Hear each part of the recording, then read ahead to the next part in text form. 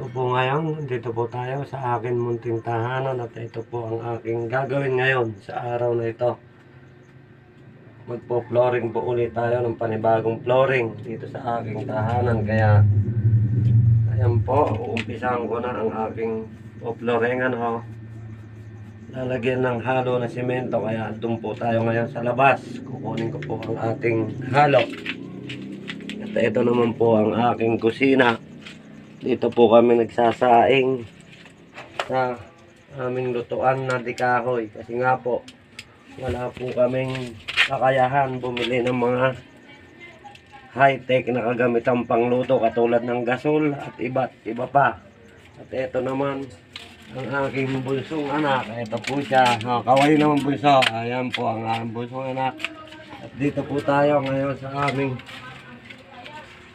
daan palabas. Medyo makipot lang po kasi nga po naghati-hati po kami magkakapatid dito sa aming